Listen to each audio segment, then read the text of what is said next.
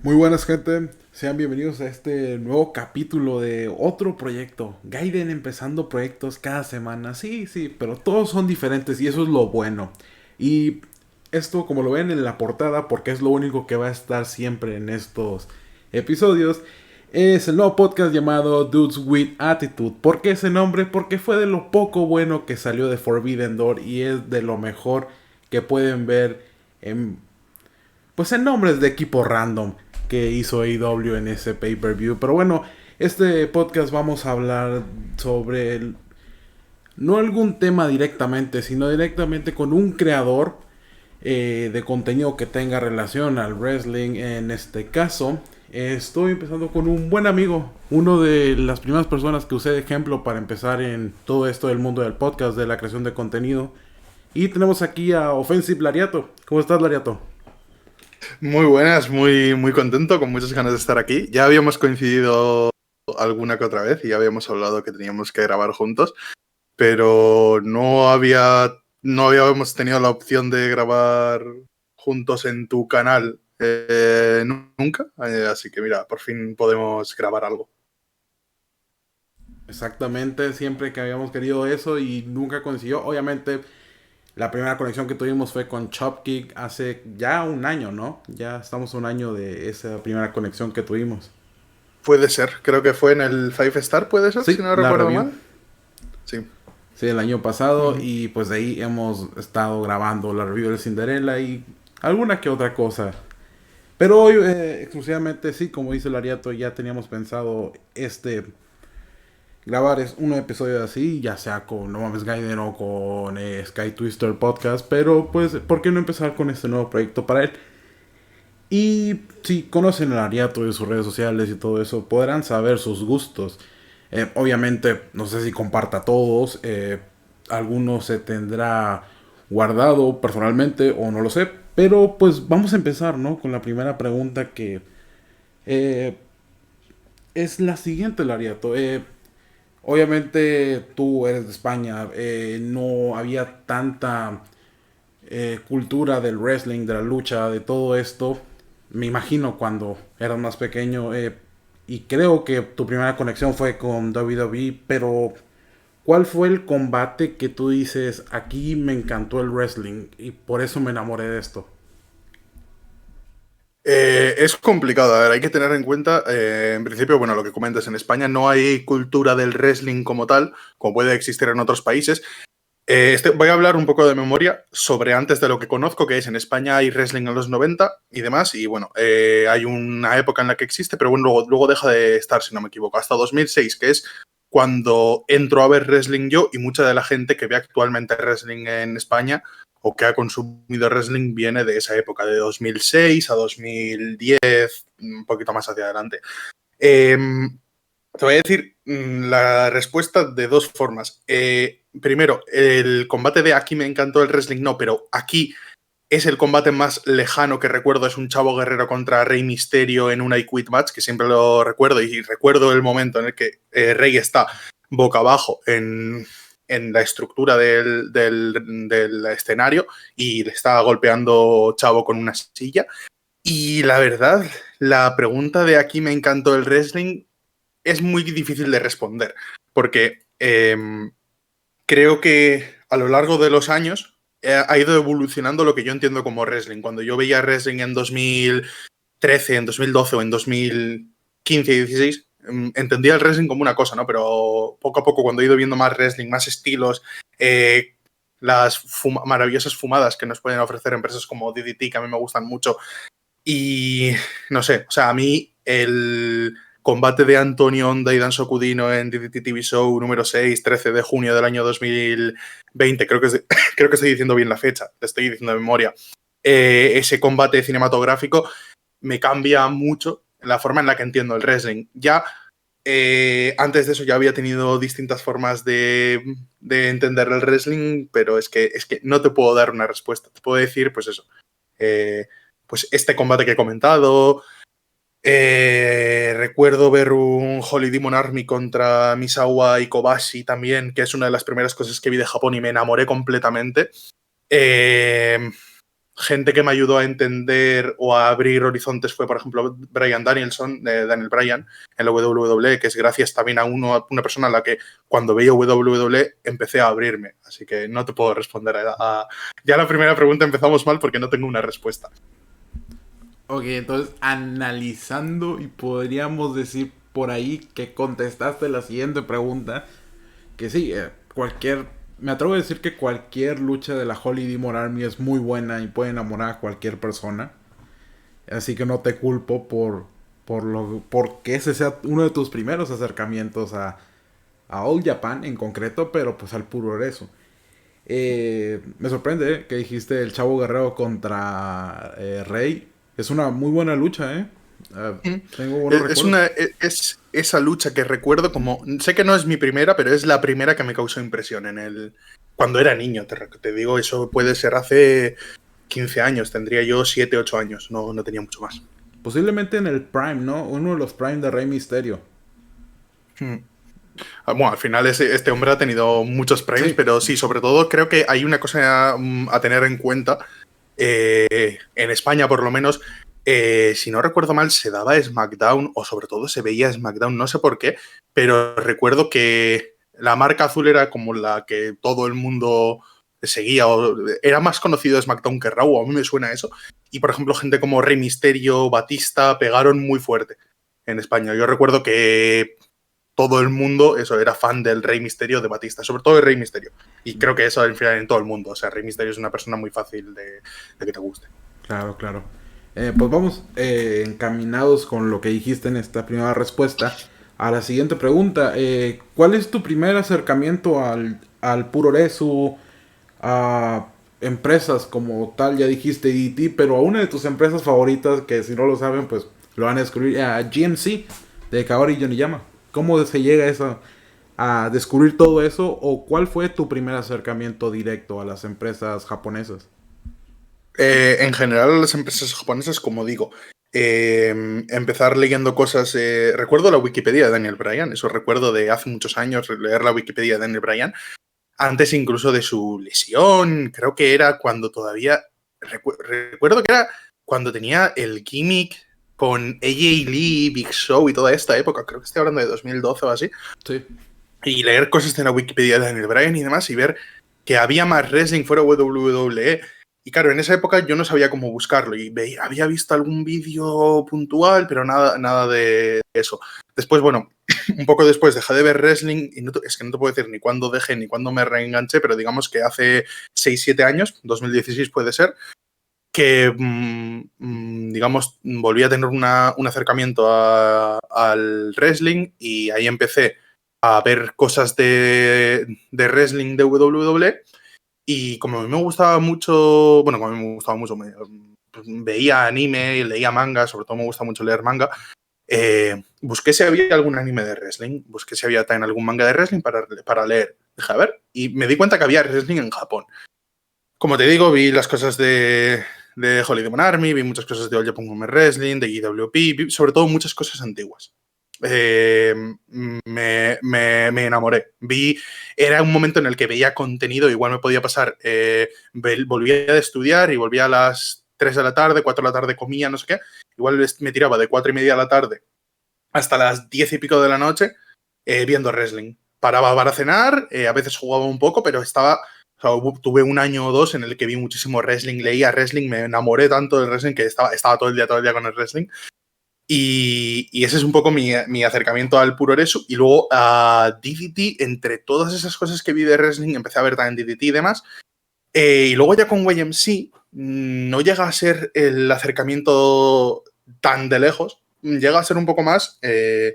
Poco antes de la pandemia o así, descubro que Kaori Yoneyama, que es una luchadora a la que tengo muchísimo cariño, muchísimo aprecio y sobre todo muchísimo respeto, tenía una empresa de wrestling ella, una empresa indie, no sé qué, no sé cuántos, y vi que tenían, en esa época no sé si tenían el canal de YouTube, pero no sé si tenían algún vídeo subido de algún combate y demás, y vi que tenían un on-demand.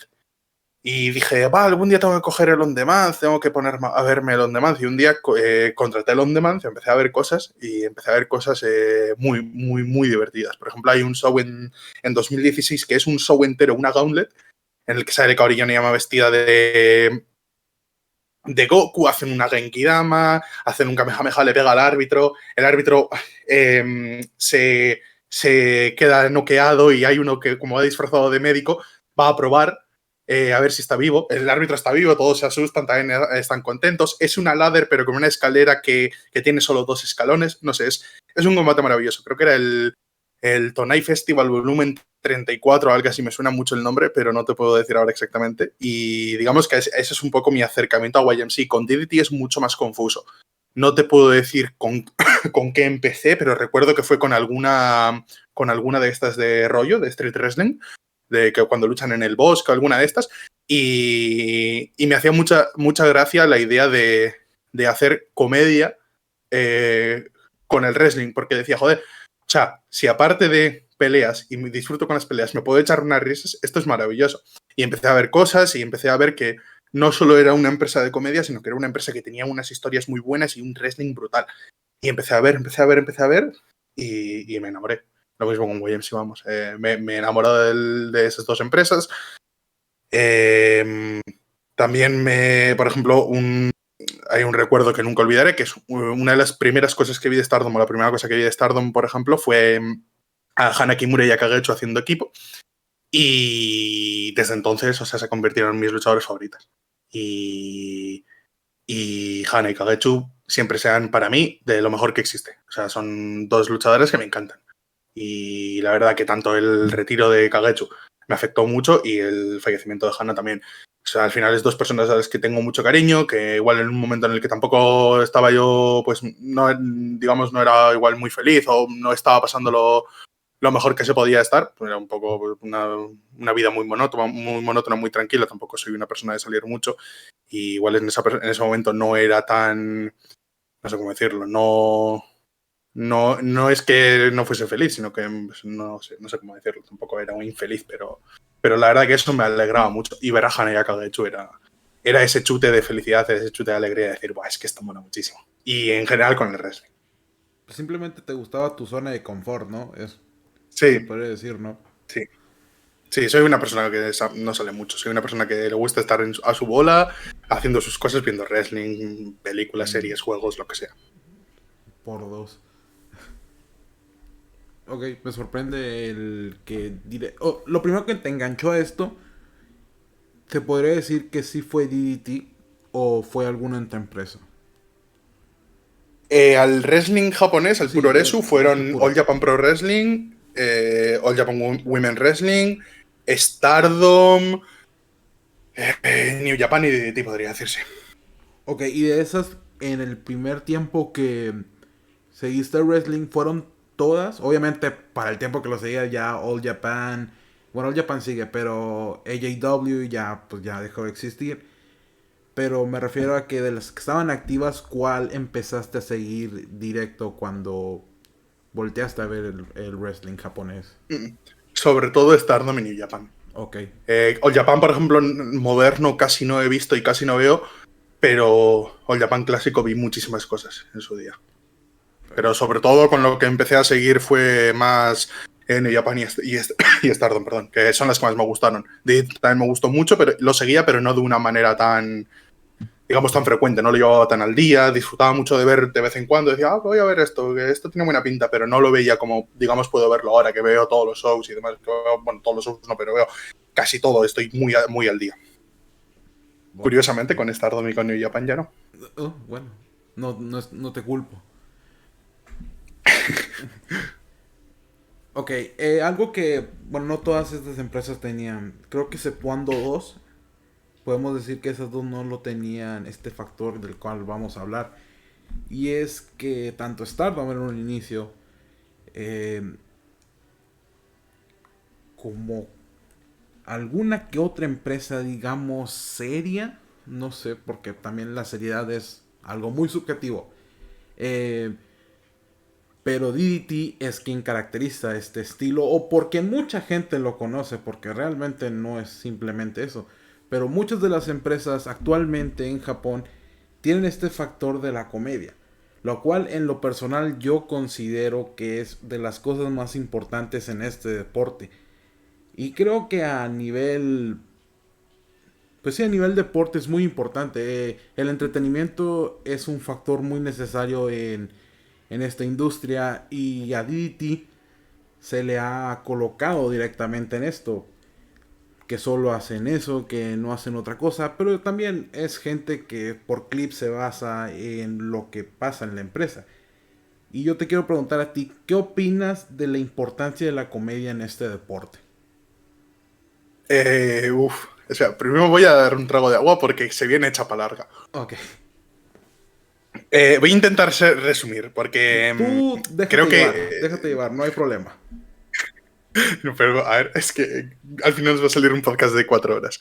A ver, bueno, lo primero, como pone en mi bio de Twitter, soy un amante y defensor del comedy wrestling. O sea, el comedy wrestling para mí es una de las cosas más importantes en el wrestling. Y cuando digo comedy wrestling, muchas veces hay gente que considera comedy wrestling hacer 4 chistes mientras luchas. Muchas veces, al final, el comedy wrestling está menospreciado por el valor de solo están haciendo el gilipollas. Vale, eso es un mal comedy wrestling. Esto es como si ves Deathmatch y dices, es que solo están haciendo spots, solo están haciendo el gilipollas, no tiene una estructura del combate.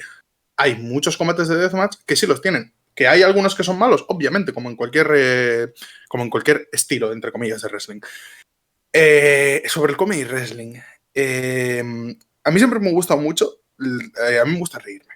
O sea, soy una persona que la comedia en general es algo que le gusta. Me gusta ver memes, me gusta consumir contenido de comedia. De hecho, principalmente el contenido que consumo en internet es o divulgativo o de comedia. Y si es divulgativo con comedia, me gusta mucho.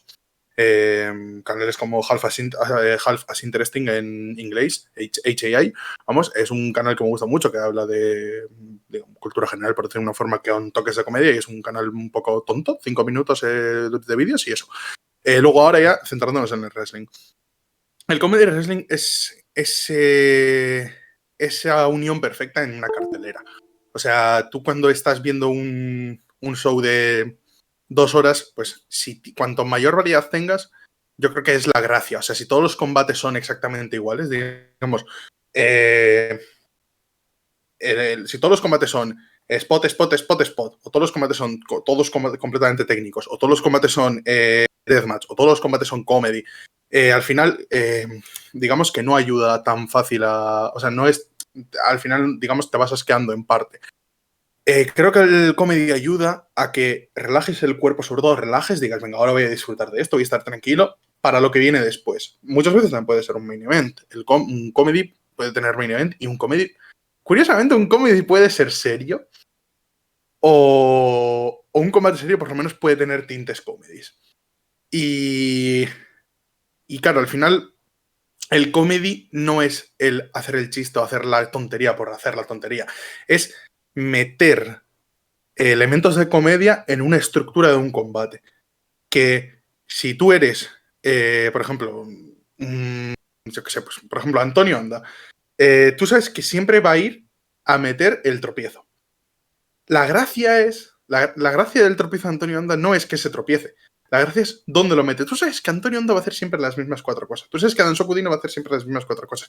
Tú sabes que Hirata va a hacer siempre las mismas 4 cosas. Tú sabes que cualquier comedy wrestler, bueno, cualquier wrestler en general, al igual que cuando cada abre los brazos, sabes que se viene el Rainmaker. Cuando Antón va a entrar por la cuerda, sabes que se viene el tropiezo. Y lo gracioso es cuando Antón entra por la cuerda y no se tropieza. Porque te deja diciendo, vale, se va a tropezar en otra. O cuando le cortan a Dino, cualquier movimiento de comedia. O cuando le cortan a Hirata, ponerse las gafas y bailar. No sé, es que se me hace realmente complicado explicar el comedy wrestling porque hay 20.000 millones de ejemplos y 20.000 millones de ejemplos son distintos porque dentro del comedy, digamos que también hay distintas partes. O sea, tú puedes hacer un comedy mira, pues por ejemplo, como a veces hace Antón, que cuenta el chiste, también lo hace Hirota. Por ejemplo, el otro día recordé el combate del Korakuen Hall, que fue Tomoko Watanabe, Tomoko Watanabe, Kaori Yoneyama y Yuki Mashiro contra Yuki Miyazaki, Sakura Hirota y Hibiscus Mi. A mí ese combate me parece fantástico. O sea, me parece un combate que, que define, en parte, es muy bueno para decir, mira, esta es la mierda que me gusta a mí. Esta es la mierda de la buena, esta es la droga que me gusta, porque es gente haciendo gilipollas y en la posición en la cartelera que estaba y demás, empezabas muy bien y entraba muy bien, o sea, no era tampoco un combate muy largo y demás. Por ejemplo, el Dino Akiyama, hay gente que lo ha llamado un combate comedy. Para mí no es, para mí para nada es un combate comedy.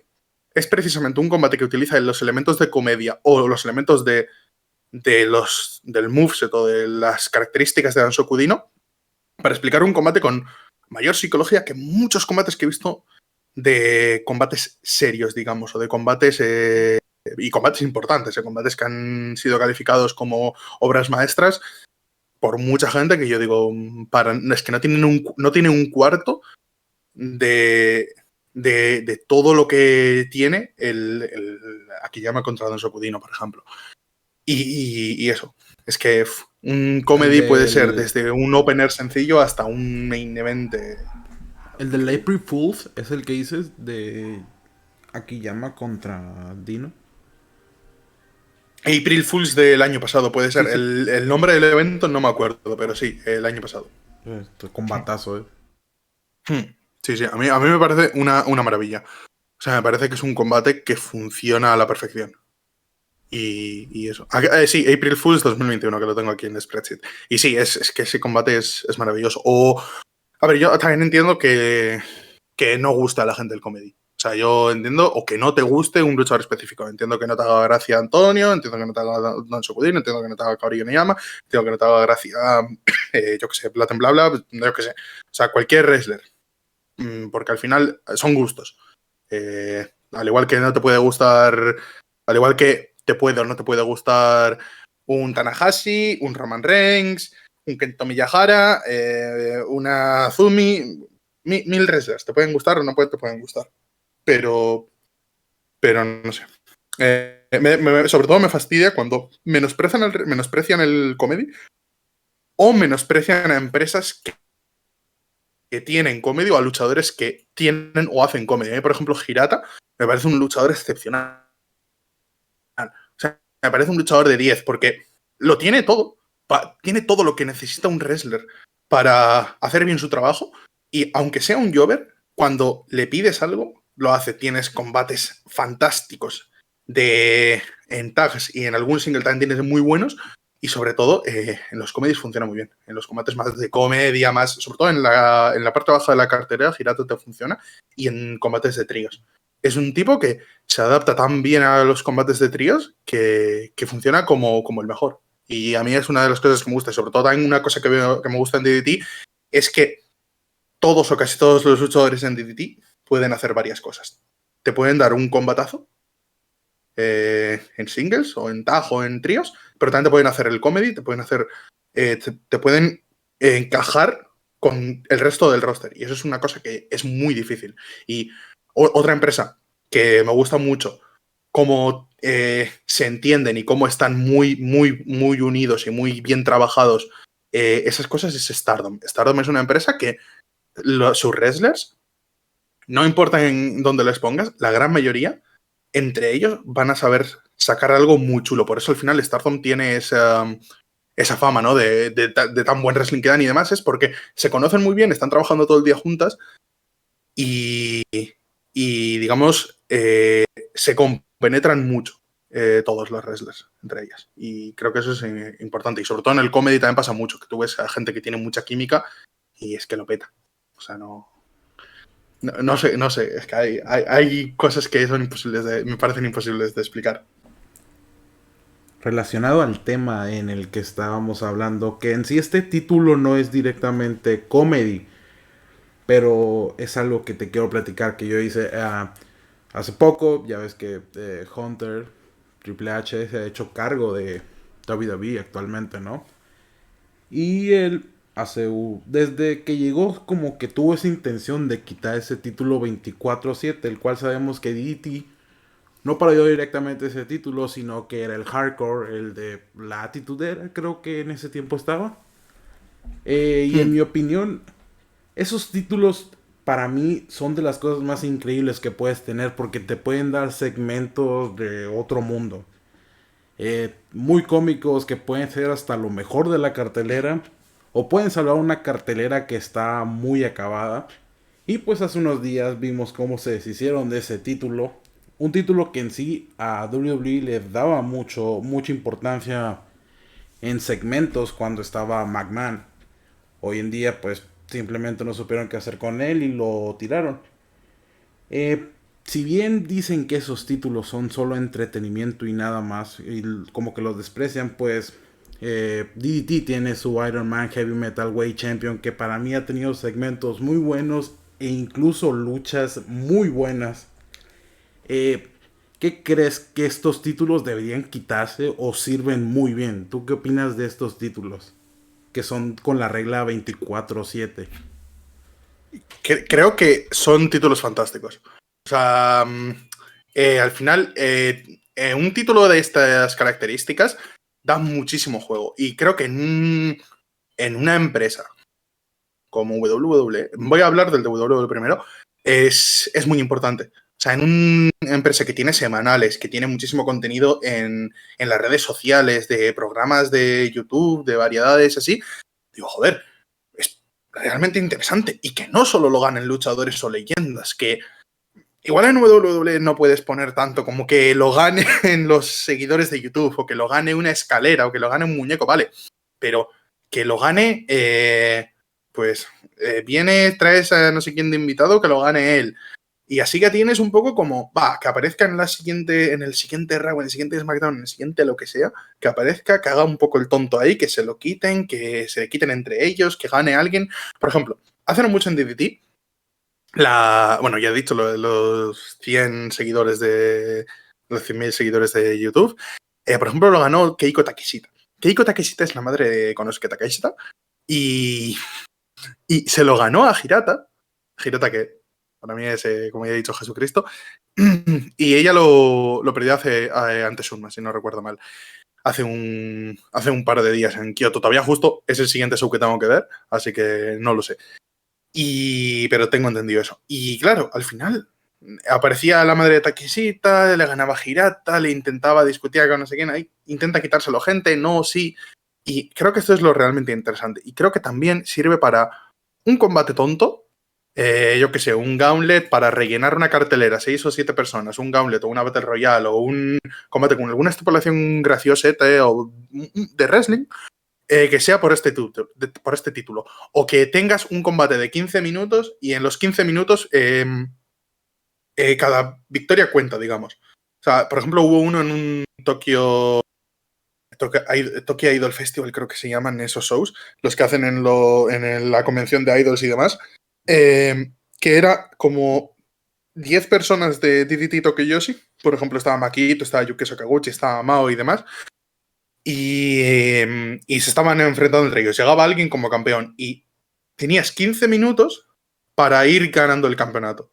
Y se lo quitaba no sé quién a no sé quién. Y esa persona constaba ya como el campeón. Y si aguantaba hasta los 15 minutos, se iba con el campeonato.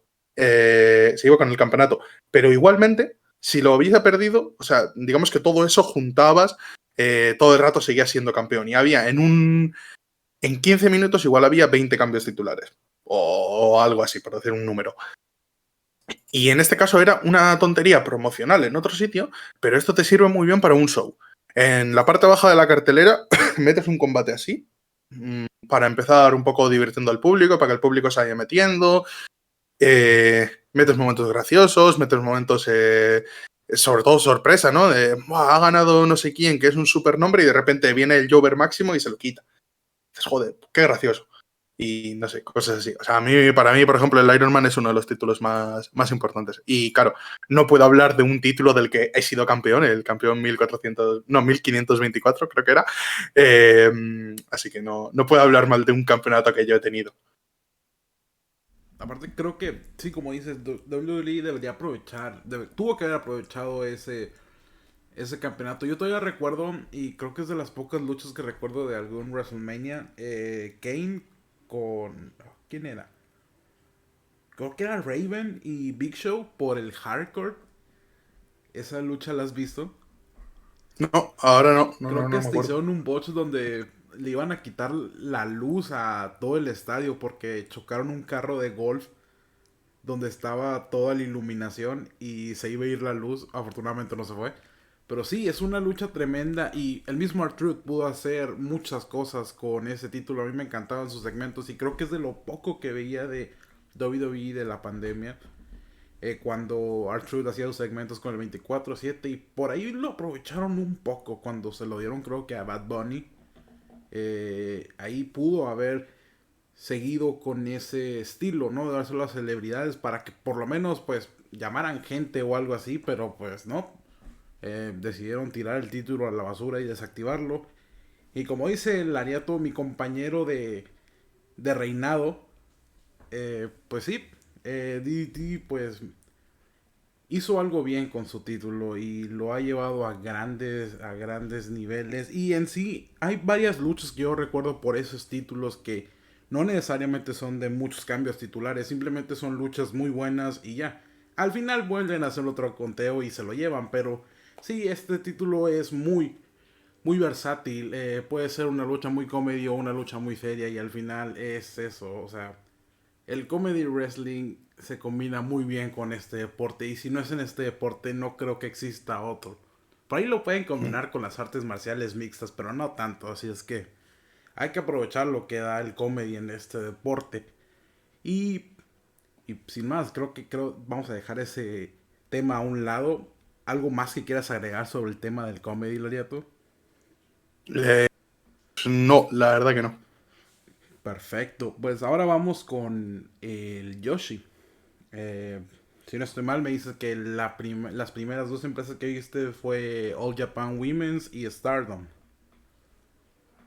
Sí, Ok, diría que sí. JWP también, alguna cosa, Neo y demás, pero sí. Sobre todo All Japan Women's y Stardom. perfecto. ¿A Stardom como en qué año le empezaste a ver? Uf, pues no te puedo decir. Pues eso, 2017 puede ser. Ok. Stardom sí que empecé más tarde que... O sea, digamos que con el wrestling japonés, a seguirlo, lo que es lo actual, tardé más que en ver lo clásico. O sea, me tiré un buen tiempo viendo las cosas antiguas del wrestling japonés antes que empezar ya, digamos, como tal, viendo las cosas de esto. Mira, por ejemplo, te puedo decir una fecha estimada, porque, eh, porque recuerdo haber visto a Kyoko y a Hana y demás, así que 2016 te puedo decir que probablemente sería el año 2016-2017. Sí, más o menos por ese tiempo estaban ellos ahí. Entonces, yo creo que con el tiempo que has visto Stardom, has visto que sí, ha decaído. Obviamente no me refiero tanto al nivel de sus luchadoras, que a mí me parece excelente su nivel.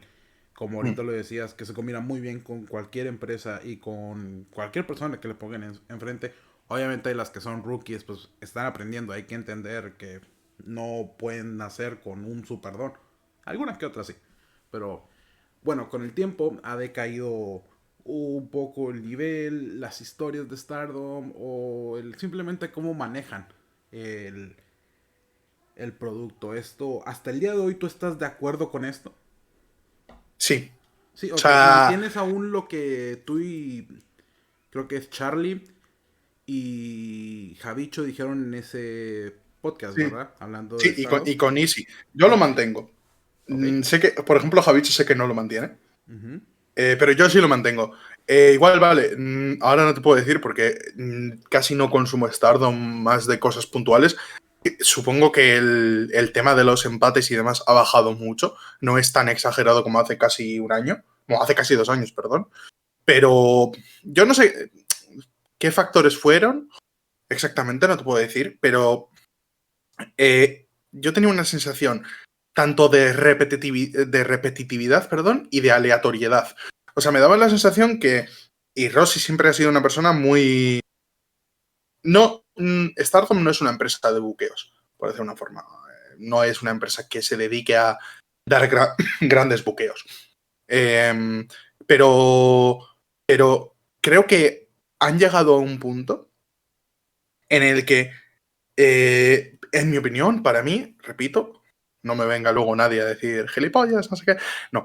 En mi opinión, la empresa ha decaído en cuanto a la lógica.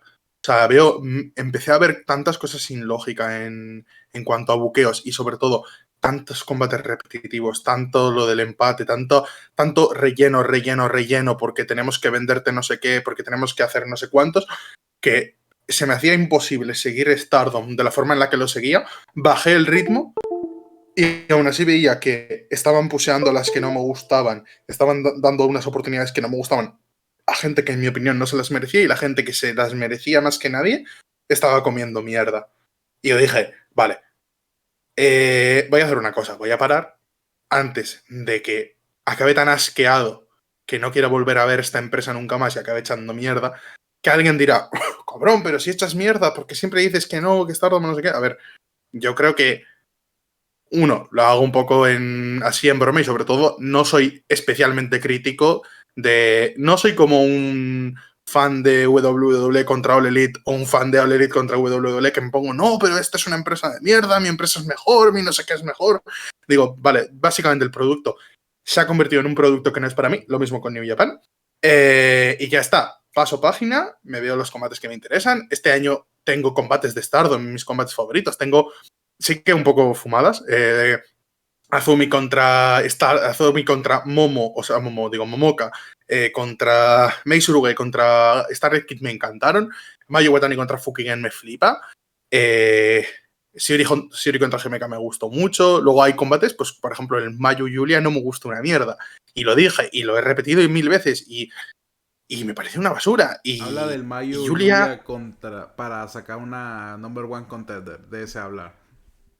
creo que sí, el del Nagoya de principios de año, el que tuvo Shiori Mirai de Main Event, que dije, no voy a ver el Shiori Mirai porque sé que no lo voy a disfrutar de la mala hostia que tengo. Y me lo vi como al de un mes y vi el Shiori Mirai y dije, es que vaya combatazo.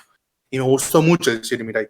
Y dije, hice bien en no verlo porque estaba muy cansado. Y en ese momento, de hecho, es precisamente con ese show, con el del 29 de enero, que lo estoy mirando ahora, Nagoya Supreme Fight, que digo, mira, ya está, es una pena.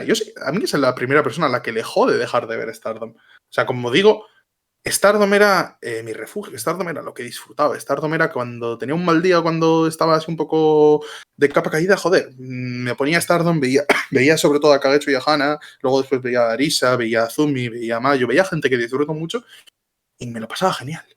Y veía un poco de wrestling, un par de horitas y era otra persona.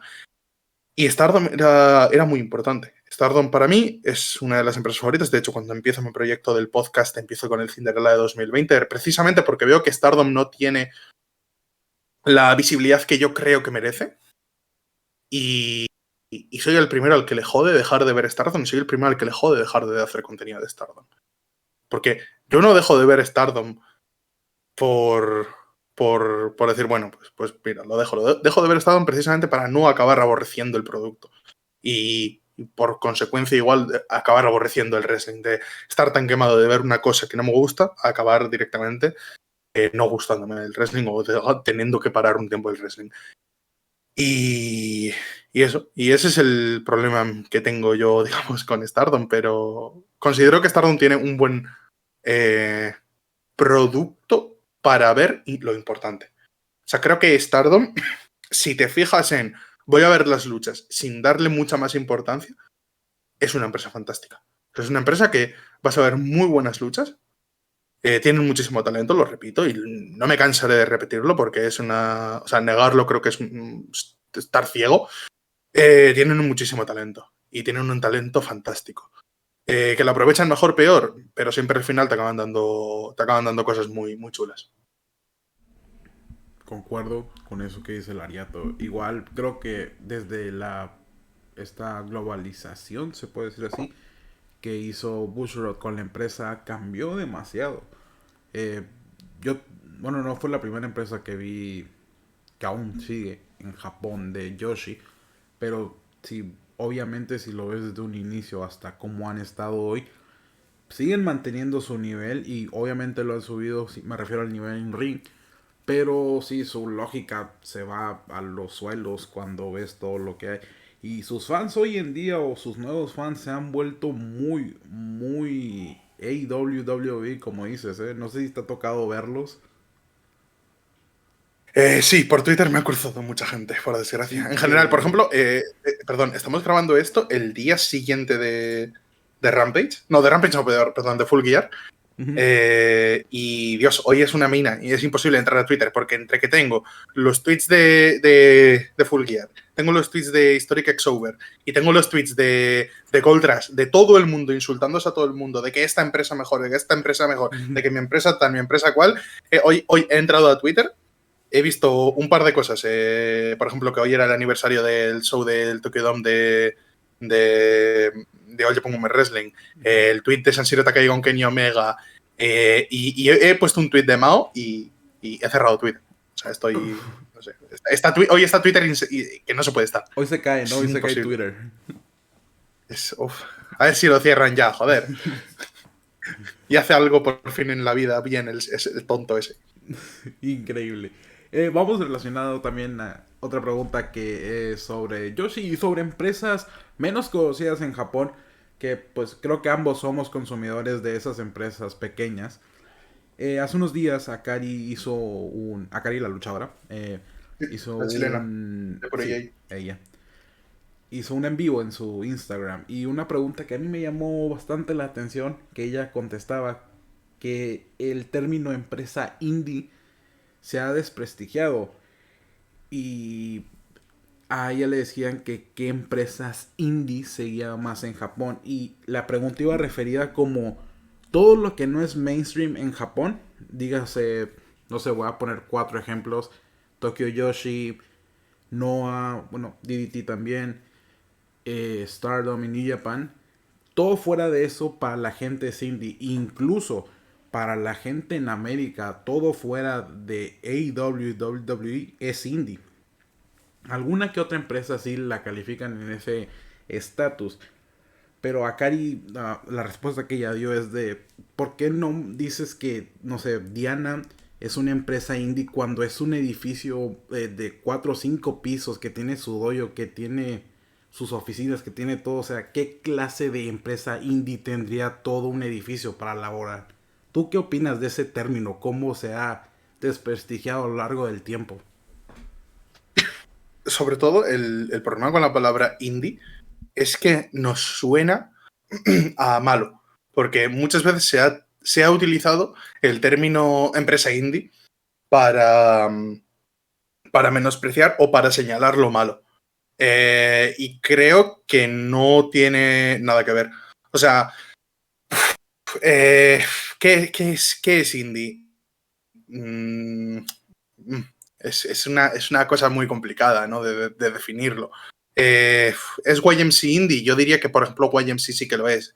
Pero claro, tiene a alguien bajo, o sea, digamos, Kaori Yonigama tiene a alguien contratado, que es Masaki Arita, YMC no Masaki en Twitter, que le ayuda con todo el tema de la edición y demás. También contrata a alguien para que le subtitule los vídeos en inglés.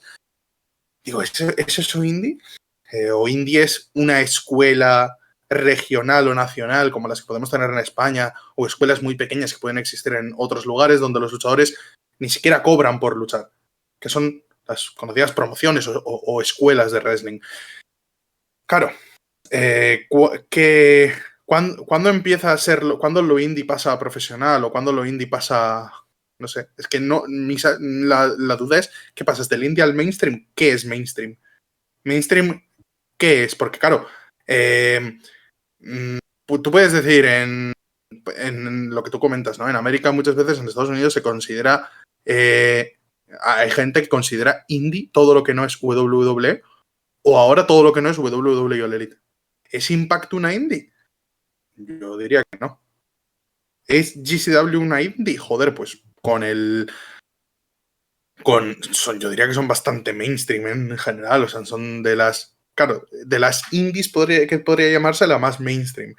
Pero claro, aquí es meterte en un tema que es cómo llamar las cosas, muy complicado, porque no sabría decirte esto, pero sobre todo, yo he visto a gente comentar un poco como alguna vez, pero ¿en qué empresa te gustaría estar? ¿O en qué empresa te gustaría luchar? ¿O en qué esto? creo que fue una vez a Akari que le vi que le preguntaban, me gustaría verte en una empresa más grande. No me acuerdo en qué empresa era, no me acuerdo quién se lo decía. Y yo dije, a ver, está en Pure J, ¿por qué tiene que estar en Stardom? ¿Por qué tiene que estar en Tokyo Yoshi Pro? ¿Por qué no? O sea, Pure J, pues si hace lo que quiere, puede estar luchando ahí y ella está contenta ahí, ¿por qué le vas a mandar a una más grande? Si igual en una más grande no va a poder ser campeona, no va a poder tener la libertad igual, digamos, que puede tener en Pure J. Por poner un ejemplo, no lo sé. No sé si... La verdad que es una cosa que me gustaría muchísimo hablar con la propia Akari y que dé su opinión desde dentro. Creo que es un tema... Te dejo aquí la pelota porque sería muy interesante hablar de este tema con ella misma y que cuente ella su experiencia, porque me parece que aportaría un enfoque que no podemos darle los fans, que es el de una persona que está viviendo y luchando en Japón, en una empresa, digamos, no tan grande. Es una empresa que tiene su dojo, que tiene su roster, son 7 personas, si no me equivoco, 7 8 personas, y yo cuando veo Pure J lo disfruto mucho. Y de la propia Caritan me gusta mucho, por lo que es Prácticamente realmente tiene complicado. su on demand, digo, ese una membresía de YouTube, pero pues lo tiene. Sí, pero antes tenía un on demand. Sí, sí. En Filmui, en el mismo lugar en el que YMC tiene su on demand. Igual, o sea, no sé qué tanta persona indie tendría tanto presupuesto como para eh, tener gente contratada que te haga los streams, que grabe, que lo suba a una plataforma, que también manejar una plataforma, más si es creada por ti, no es nada fácil. Claro, al final, yo lo que llamaría indie es lo que precisamente otras personas llaman backyard. Que los backyards, hay gente que llama backyards a las escuelas de wrestling que tenemos en España, por ejemplo, a las escuelas de wrestling muy de nicho, muy pequeñas, que no tienen esos recursos económicos, que algunas igual no tienen ni un ring para entrenar, pero que sí pueden hacer shows y demás. Pero claro, no sé, o sea, creo que lo que llamaría indie es eso precisamente porque son los luchadores no cobran y demás, pero en el otro sentido, o sea, al final, cuando tú buqueas a alguien en Pure J o cuando tú buqueas a alguien en YMC o cuando tú buqueas a alguien en distintas empresas, les tienes que pagar. Para pagarle tienes que tener distintos... digamos que tendrás que tener en una empresa, por lo menos en España tú no puedes, sería pagar en negro, pero tú no puedes pagar a alguien por un servicio sin un contrato de por medio, o si no sería dinero negro, lo cual es ilegal o no sé hasta qué punto diría que es ilegal directamente, pero vamos. Yo no te puedo pagar a ti por luchar sin que haya un contrato o un acuerdo. Por poder puedo hacerlo, pero no sé. Para mí eso sería lo indie, que tú no luches, tú luches tú no cobres por luchar, yo no saque ningún beneficio, más que el poder mantener esto, o igual ni eso. Una vez que hay dinero de por medio, no sé.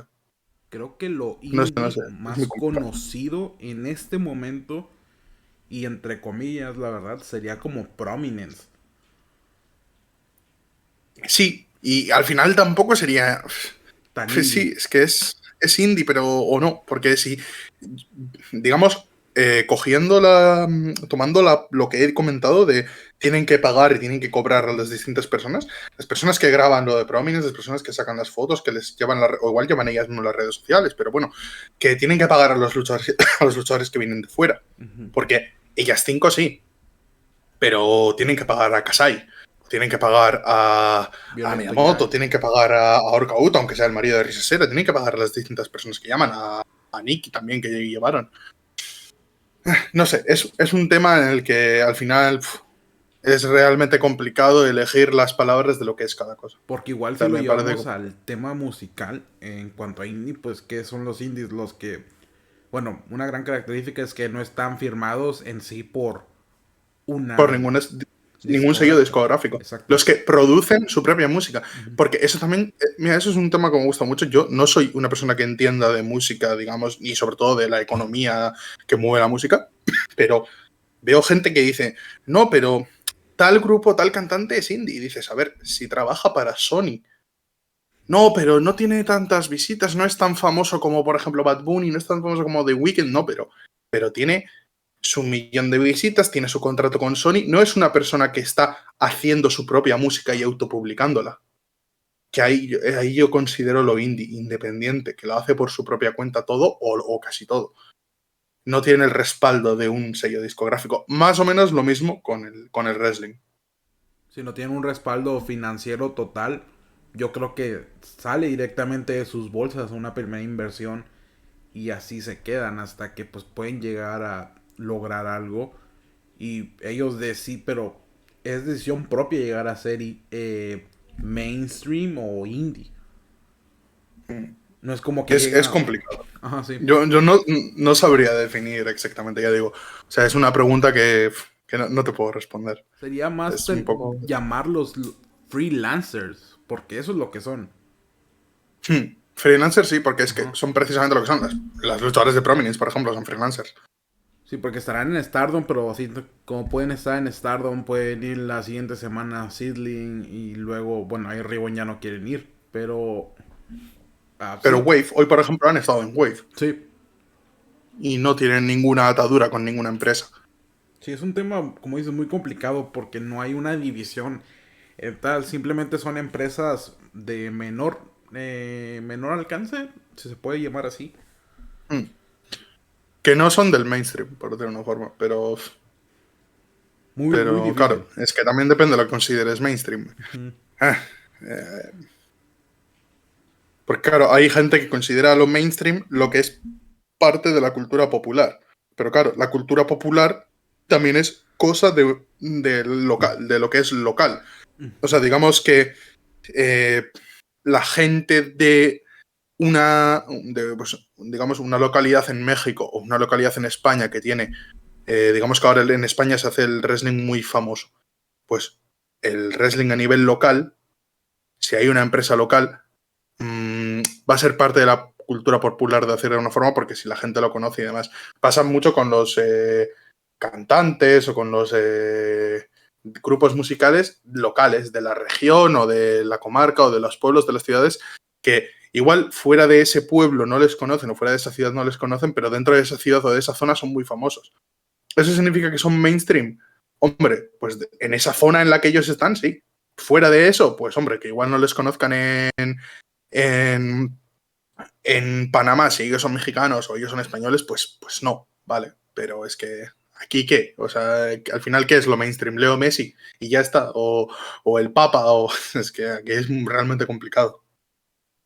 Claro. Sí. Ahora, si lo quieres dividir por ganancias y eso, pues obviamente, todos están muy lejos. Hmm. Pero bueno, eso sí, hay que entrevistar a Cari, muy buena pregunta, tengo que hacer eso. Sí, sí, yo te lo recomendaría, Sí. porque creo que puede ser, aparte de que creo que Akari puede tener puede contar cosas muy interesantes, por ejemplo, no me acuerdo del canal de YouTube que le hizo la entrevista, aquella que es un canal de YouTube que hace cosas, hace contenido en Japón y demás, en español, os recomiendo mucho que le echéis un vistazo a la entrevista que hicieron con Akari, porque Poor está Kid muy chula. Productions. Vale, pues eso, Sí, sí, os lo sí. recomiendo. Fue una entrevista muy buena que le hicieron a Cari. Pues vamos con la Mm. siguiente pregunta. Seguimos con el Yoshi y pues dime un top 3 de empresas femeninas actuales que sigues y por qué crees que brindan un buen producto en tu opinión. Vale, al final, eso del buen producto, como comentaba antes, creo que es al final es personal, son todo opiniones, Objetivo. pero tres empresas que me gustan mucho, eh, Yoshis, son Tokyo Yoshi Pro, Ice Ribbon y Settling. Y lo curioso es que las tres empresas, digamos, entre ellas, tienen, pues, no son tan iguales, o sea, no son tres empresas que ofrezcan lo mismo. Y cada una me gusta por una cosa. Es que por ejemplo, Tokyo sí me gusta mucho la forma en la que cuadran las storylines. O sea, cómo todas las storylines van poco a poco, que es lo que a mí me gusta, vas viendo la evolución, no solo de las historias, también de las propias luchadoras, cómo Al contrario que lo que decía antes que me fastidiaba de Stardom, que eran muchos shows, mucho combate, mucho título, mucha tontería. Aquí es 3 cosas justas y todo con una lógica, que es lógica por lo menos desde mi punto de vista, que tiene lógica.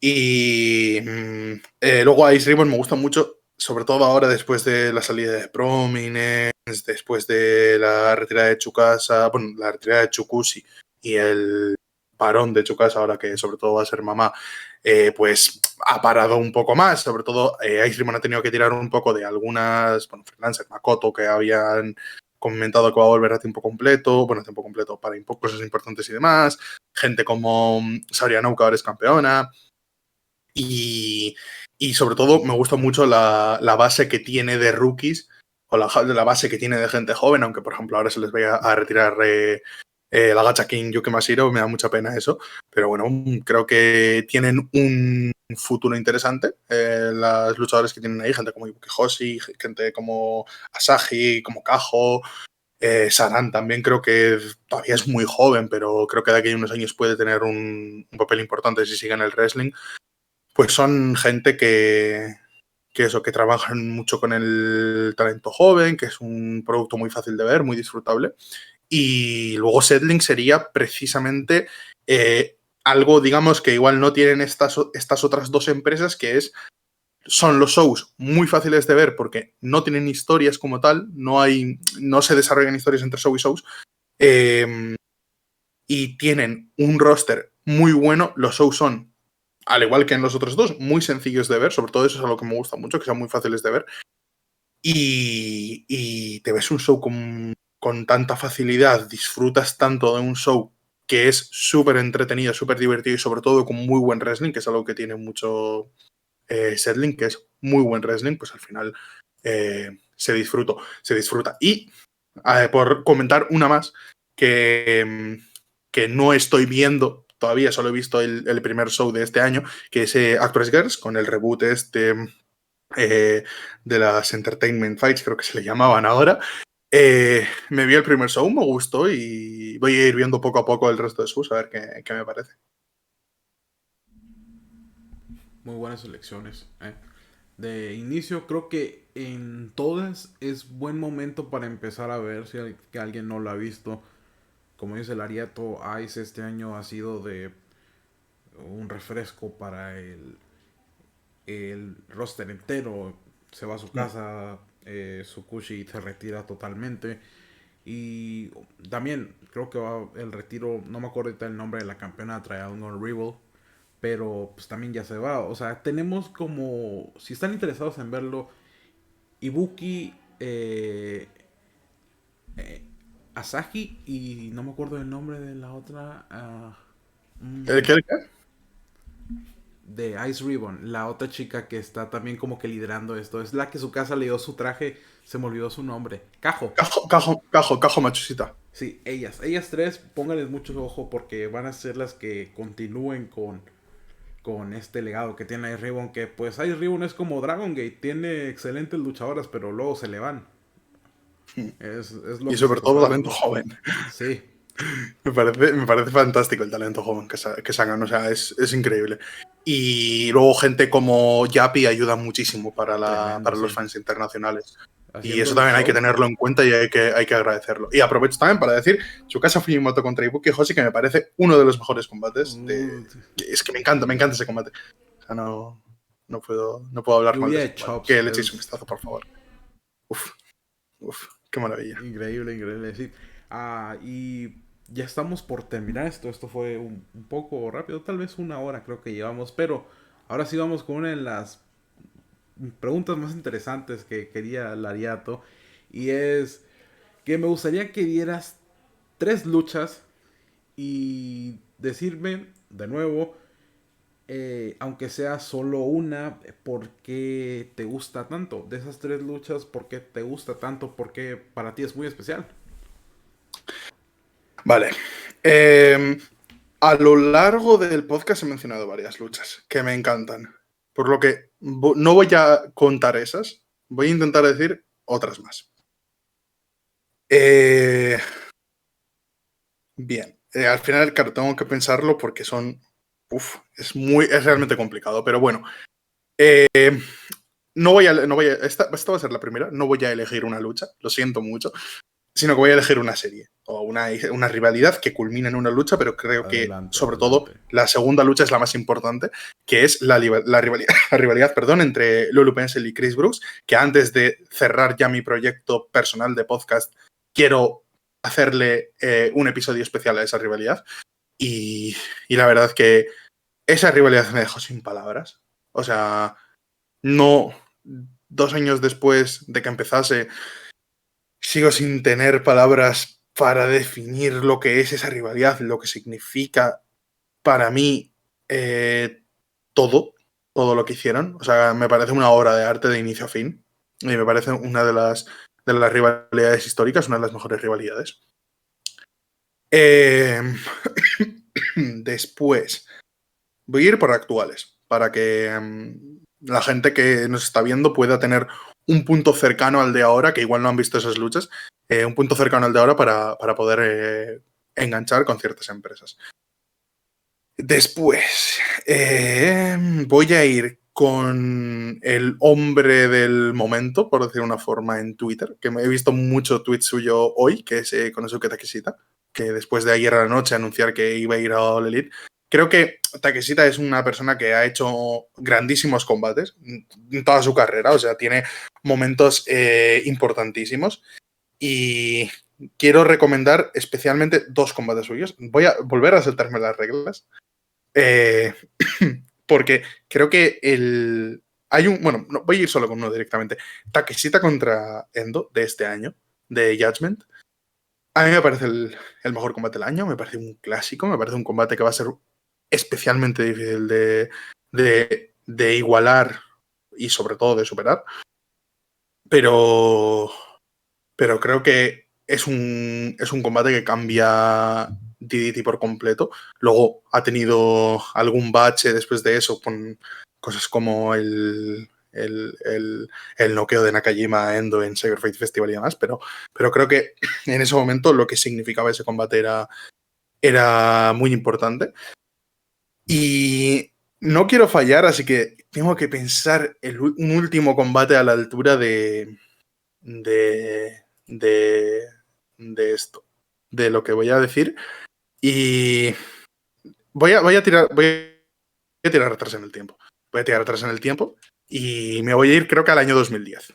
JWP, combate por el campeonato femenino de JWP, el JWP Openweight, entre 2 muy buenas amigas, 2 personas maravillosas a las que respeto y admiro, que son Kaori Yoneyama y Ami Sakura. Estoy hablando de JWP Revolution, el cabellera contra cabellera y título de Ami Sakura y Kaori Yoneyama en Revolution 2010. Uno de los combates más maravillosos que he visto en mi vida. O sea, esto es un combate que está a otro nivel. Es un combate que son 20 minutos, que construyen el combate perfectamente en base a que va a ser un combate en el que se juega en la cabellera y están tirándose del propio pelo y están jugando mucho con eso y están llevándolo de una forma muy emocional el combate, y sobre todo creo que los últimos 5 minutos son oro puro. O sea, son una maravilla, son un combate lleno de emociones, lleno de sentimientos, y creo que es un combate de otro mundo. Y si me permites, quiero decir nomás. Tú dilo. Está abierta. Dansoku Dino contra Antonio Ando de Into the Fight 2012. Lo sabía. No puedo irme sin ese combate. Ese combate es especial. Ese combate es lo que he comentado antes, que tú, como un comedy wrestler, cuando ves a Antonio Ando y a Dansoku Dino, la gente que les ve solo como comedy wrestlers, este es el combate que cojo y quiero decir, toma, mírate este combate, hazte el favor de ver este combate y verás la otra faceta de Antonio Ando y Dansoku Dino. Tienen 1000 combates buenos. Antonio Ando también tiene combates con TikTok, o sea, tiene bastantes combates más realmente interesantes y realmente buenos, pero creo que ese combate es especial por lo que representa. Y creo que es un combate que solo puedes tener en DDT. Es un combate súper tenso, es un combate que dices, Dios, están yendo con sus típicas cosas que meten en los cómics, con sus tonterías, con sus personajes de siempre, que si el beso, que si no sé qué, que si no sé cuántos, pero lo están haciendo, lo están metiendo de tal forma dentro de toda la lógica del combate, un selling brutal, unas emociones, a flor de piel, es increíble ese combate es un 10, ese combate es un 11, ese combate es un 13. O sea, ese combate es otra cosa. O sea, no puedo no hablar de él. Ya he hablado antes del combate que tuvieron en 2020, que es un cinematch, en el que se hace precisamente referencia a este combate. Y creo que si habéis visto a Antonio Ondo y a Sokudino, y si no habéis visto ninguno de esos dos combates, os recomiendo que veáis el de 2012 y luego veáis el de 2020, porque son dos combates tan distintos entre ellos, pero que tienen tanta unión, tienen tanto en común por lo importante que es para ellos, lo importante que es para explicar quiénes son y lo que son. O sea, realmente es que no tengo palabras para definir ese combate. Es una maravilla. Yo creo que ese combate es la representación de lo que es DDT. Hmm. Creo que Sí, sí hay, podría hay decirse así. muchos combates de ese estilo que dices, esto es DBT, pero creo que ese es especialmente útil para decir, vale, eh, esto es DDT en su conjunto.